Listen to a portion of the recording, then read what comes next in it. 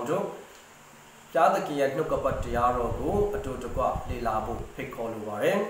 ရှေးဥစွာအနေနဲ့တည်ခြင်းနဲ့အသက်ရှင်ခြင်းကိုအစိုးရတော်မူသောထာဝရဘုရား၏ချစ်ခြင်းတနာခြင်းနာခြင်းနဲ့ငြိမ်သက်ခြင်းနဲ့ကျွန်တော်တို့အရောက်စေတိုင်းအပေါ်၌အစဉ်တည်နေပါစေအာမင်ဒီချိန်ခါမှာကျွန်တော်တို့အတူတကွလေ့လာဖို့ရန်ကျွန်တော်ရွေးချယ်ထားတဲ့ခေါင်းစဉ်ကတော့အဘဲကြောင့်ဘုရားသခင်ကဆင်းရဲဒုက္ခခံခြင်းကိုခွင့်ပြုပါသလဲ Why does God allow suffering ဆိုတဲ့အကြောင်းအရာလေးကိုဆွေးနွေးဖို့ရန်ဖိတ်ခေါ်လိုပါတယ်ဒီအကြောင်းအရာကိုစဉ်းစားကြည့်တဲ့အခါမှာကျွန်တော်တို့ဘုရားသခင်ရဲ့ချစ်ခြင်းမေတ္တာဖြစ်တဲ့ဘုရားသခင်နဲ့မတတ်နိုင်သောအရာမရှိဘူးဆိုတာကျွန်တော်တို့သိတယ်ယုံကြည်တယ်ဒါဆိုဘုရားသခင်ကကျွန်တော်ကိုချစ်တယ်ဆိုတော့ဒီဆင်းရဲဒုက္ခခံရတာကိုဘာကြောင့်ခွင့်ပြုတယ်လဲတောင်းမို့ချစ်ပင်မဲ့လည်းပဲသူကဖယ်ရှားမပေးနိုင်တာလားမဖယ်ရှားပေးနိုင်ဘူးဆိုလို့ရှိရင်သူမတတ်နိုင်တာလားဆိုတဲ့မိဂုဏ်အမျိုးမျိုးစဉ်းစားဆင်ခြင်စရာရှိပါတယ်ဒါပေမဲ့ယေရမိမိတန်းစကားအခန်းကြီး3အခန်းငယ်33ကိုကြည့်တဲ့အခါမှာဆင်းရဲစေခြင်းသောစိတ်နဲ့လူသားတို့ကိုညှင်းဆဲ၍ဝမ်းနည်းစေတော်မူသည်မဟုတ်ဘူးတဲ့ဘုရားသခင်ကကျွန်တော်တို့ကိုဒီဆင်းရဲစေခြင်းသောစိတ်ထားမျိုးဒါမှမဟုတ်ဒုက္ခရောက်သွားတာမျိုးကိုသူအားရနှစ်သက်တာမဟုတ်ဘူးဆိုတာတွေ့ရတယ်ဒါဆိုဘုရားသခင်ကကျွန်တော်ဆင်းရဲဒုက္ခခံရတာကိုသူကအလိုရှိတာမဟုတ်ဘူးဆိုတာကျွန်တော်တွေ့ရတယ်ဒါပေမဲ့ဘာကြောင့်ကျွန်တော်ခံစားနေရတယ်လဲယေရှုကယောဟန်ခန်းကြီး16ခန်းငယ်33မှာတင်တို့ဒီဤလောက၌ဆင်းရဲဒုက္ခကိုခံရကြမှာဖြစ်ပါတယ်ဒါပေမဲ့မစိုးရင်လည်းငါဒီလောကကိုအောင်ပြီလို့ပြောပါတယ်ယေရှုကိုယ်တိုင်ကဤလောက၌ရှိနေတဲ့ကာလပတ်လုံးဆင်းရဲဒုက္ခခံရမယ်ဘာကြောင့်လဲဒီလောကဟာအပြစ်နဲ့ပျက်စီးယူရင်းနေတော့လောကဖြစ်သောကြောင့်ဤလောက၌အသက်ရှင်နေတဲ့တော့ဒီဆင်းရဲဒုက္ခယုံကြည်သူမယုံကြည်သူမလွဲအလုံးခံစားရဖို့ရန်ဖြစ်ပါတယ်ဒါဆိုဘုရားကဘာကြောင့်ခွင့်ပြုတယ်လဲဆိုရဲမိဂုံကိုမြည်ကြည့်တဲ့အခါမှာနံပါတ်1လောကနဲ့လောကအရာများကိုကျွန်တော်တို့ဆွဲလန်းတတ်မဲ့သောစိတ်မရှိစေဖို့ရန်အတွက်ဘုရားသခင်ကဒီဆင်းရဲဒုက္ခခံရခြင်းကိုခွင့်ပြုတဲ့အကြောင်းကျွန်တော်တို့တွေ့ရပါတယ်တိယောဟန်ခန်းကြီးနှင့်အခန်းငယ်15ကနေစပြီးမှ18အထိကျွန်တော်တို့ဖတ်ကြည့်တဲ့အခါမှာဘာတွေ့ရလဲဆိုလို့ရှိရင်တိယောဟန်ခန်းကြီးနှင့်အခန်းငယ်15ကနေ18ထဲမှာလောကကို၎င်းလောက၌ရှိသောအရာတို့ကို၎င်းမချစ်ကြနဲ့လောကကိုချစ်တော်သူမည်ဒီကခမည်းတော်ကိုချစ်ခြင်းမေတ္တာမရှိခန်းငယ်18မှာလောကနဲ့လောကီတတ်မဲ့ခြင်း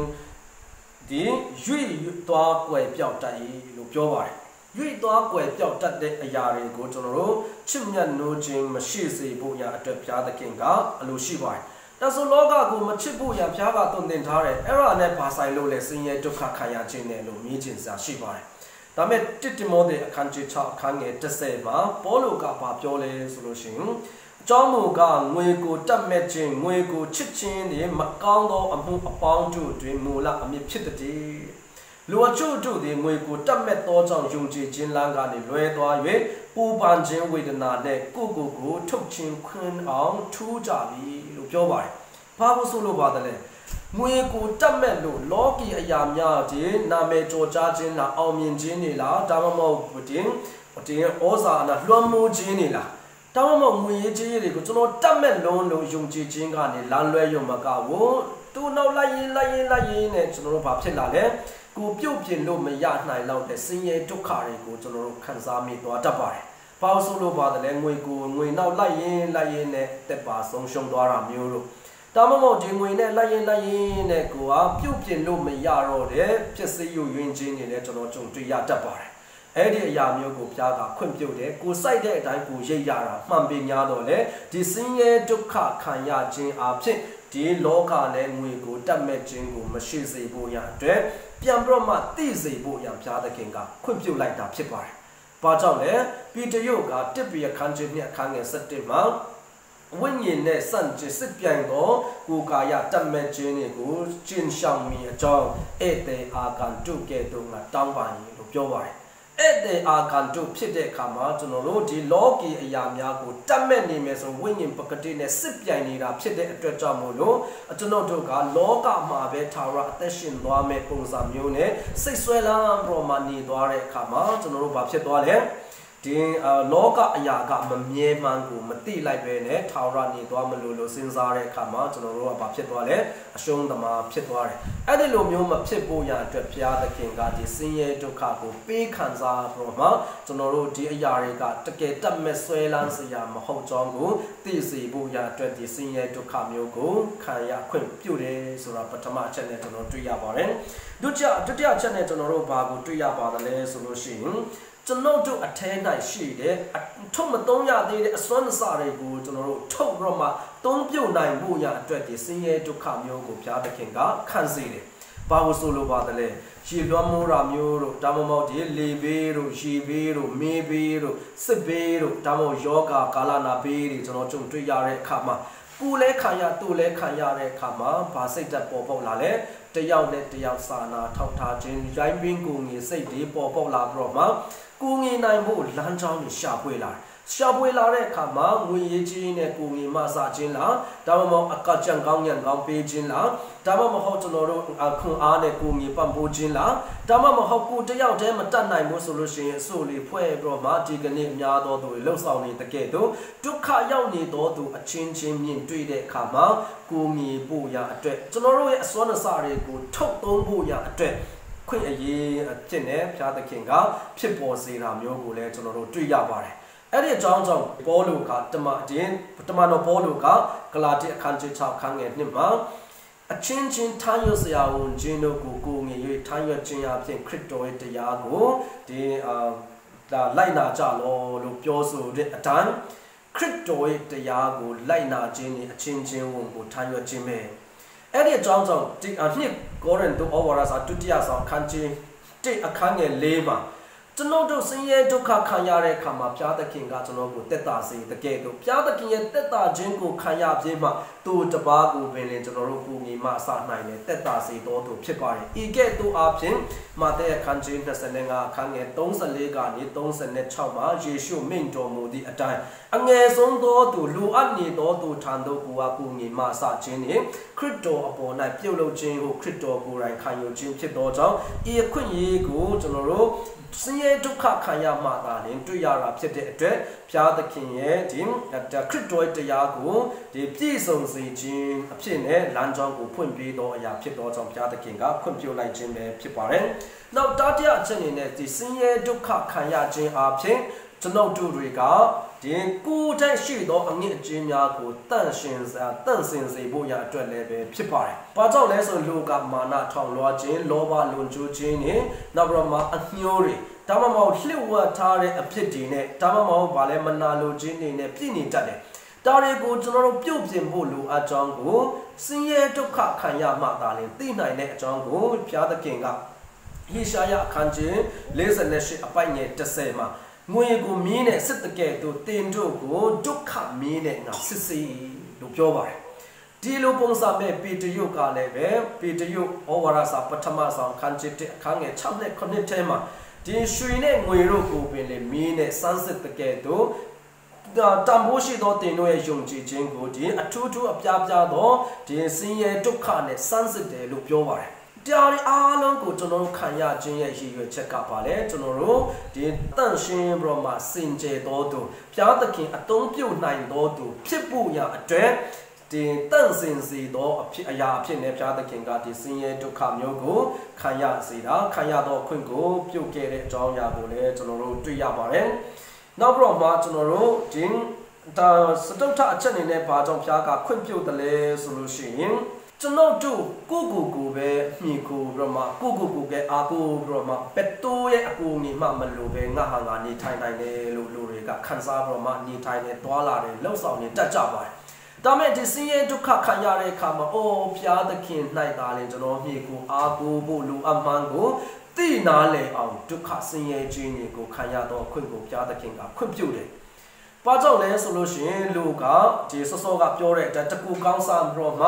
ကိုရဲ့ဒီစာနာအတိုင်းပဲကိုသွားမယ်ဘ ဖျားဆိုတာမလိုအပ်ဘူးဖျားကြောင့်ကျွန်တော်အသက်ရှင်တာမဟုတ်ဘူးလို့စဉ်းစားဆင်ခြင်ပြီးတော့မှစိတ်နှလုံးထဲကနေဖျားကိုပယ်လိုက်တယ်သူ့ရဲ့ကျေးဇူးကိုလည်းအတိအမှတ်မပြုတ်ဘူးမပြုတ်တဲ့အခါမှာသူ့ကိုကူးကွယ်တဲ့အတိုင်းမကူးကွယ်တော့ဘူးမကူးကွယ်တဲ့အခါဖျားနေရမှာတခြားသောအရာကိုအစားထိုးလိုက်ပြီးမှကိုတော်လည်းကောင်းရုပ်တုကိုတော်လည်းကောင်းအစားထိုးလိုက်ပြီးမှဖျားနဲ့ကိုနဲ့မဆိုင်တဲ့ကဲ့သို့နေတယ်ဒါမဲ့ဒီလိုအချင်းမျိုးရောက်လာခါမှာဆင်းရဲဒုက္ခမပြောနိုင်တော့တဲ့ဒီကိုဆင်းရဲဒုက္ခကြုံတွေ့လာရတဲ့ခါမှာလိုအပ်ဘာဖြစ်လာလဲအိုးကိုမတတ်နိုင်မှန်းကိုသိနာလေတဲ့အခါမှာဒီဘာကိုတတိယလာလဲအသက်ရှင်ခြင်းနဲ့ပတ်သက်၍လူတွေကဆရာဝန်တွေကစေဝါတွေနဲ့ကုသပေးမဲ့အသက်ကိုသူတို့ကဝယ်ယူလို့မရမှန်းသိလာတယ်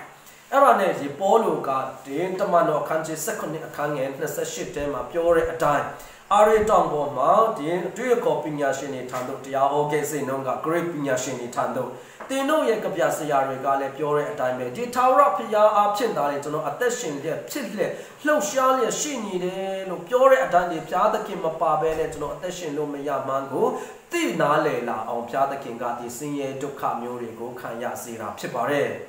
်နောက်ဆုံးအနေနဲ့ကျွန်တော်တို့ဘာကြောင့်ဆင်းရဲဒုက္ခမျိုးတွေကိုကျွန်တော်တို့ဘုရားသခင်ကခံရတော့ခွင့်ကိုပြုလဲဆိုလို့ရှိရင်ဒီငါးခုမြောက်အနေနဲ့ကျွန်တော်တို့ရဲ့စုတောင်းခြင်းအသက်တာကိုပူ၍ပြည့်စုံစေဖို့ရအတွက်ပဲဒုက္ခမရောက်ခင်မှာကြတော့ကိုပြည့်စုံနေတယ်လို့ကိုကထင်မိနေပါတယ်ဒါမဲ့ကိုကထင်တဲ့အတိုင်းမဟုတ်ဘဲနဲ့ဆင်းရဲဒုက္ခရောက်လာတဲ့တည်ခြင်းတွေနဲ့ကျွန်တော်တို့ကကိုရိုက်ခတ်မှုတွေနောက်ပြီးမှမိသားစုပြဿနာတွေနောက်ပြီးမှဒီပတ်ဝန်းကျင်နဲ့သက်ဆိုင်တဲ့ပြဿနာမျိုးတွေကိုဖြေရှင်းလို့မရတော့တဲ့အခါမှာ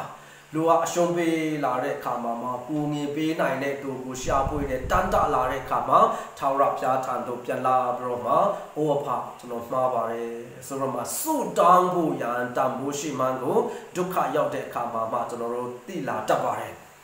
အဲ့ဒီစုတောင်းတယ်ဆိုတာဘာလဲဓမ္မဟောင်းတဲ့ကဟာနာရဲ့အကြောင်းကိုဓမ္မရာဇဝင်ပထမဆောင်အခန်းကြီး1အခန်းငယ်15မှာသူကလေးမရနိုင်လို့ဝန်းနေကြွယ်ကွဲလို့မိမာတော်တို့သွားပြီးမနေ့ကနေနေ့လေတိုင်အောင်အတမထွက်ပဲနဲ့ပစပ်ပဲလို့ရောမဆုတောင်းနေကြတာ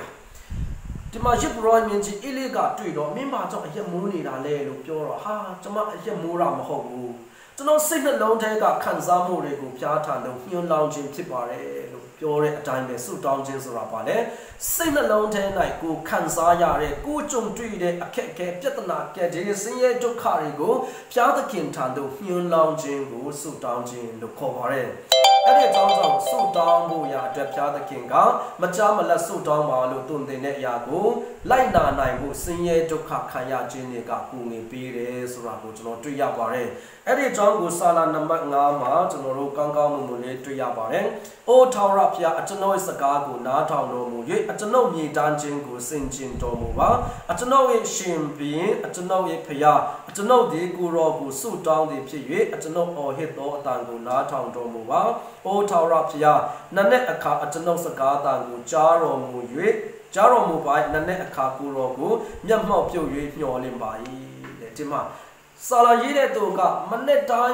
းသူ့ရဲ့ခက်ခဲကိုဖျားကိုတင်ပြတယ်ဖျားရဲ့အဖြေကိုစောင့်မျှော်နေပါတယ်လို့ပြောတဲ့အတိုင်းဆင်းရဲဒုက္ခခံရခါမှာဒီဆုတောင်းခြင်းအသက်တာပူ၍ပြေဝလာစေတာကိုတွေ့ရပါတယ်နောက်ဆုံးအချက်အနေနဲ့ကျွန်တော်တို့စာတန်ရဲ့နှုတ်ကိုပိတ်နိုင်ဖို့ရအတွက်ဒီဆင်းရဲဒုက္ခခံရခြင်းကိုလည်းဖျားကခွင့်ပြုပါတယ်ဘာလို့ဆိုလိုပါတယ်လဲဆိုလို့ရှိရင်ယောဘအသက်တာကိုကြည့်တဲ့အခါမှာဖျားကိုကြောက်တော်သူဒုစရိုက်ကိုရှောင်တော်သူဖြစ်ပြီးများတော်လဲပဲ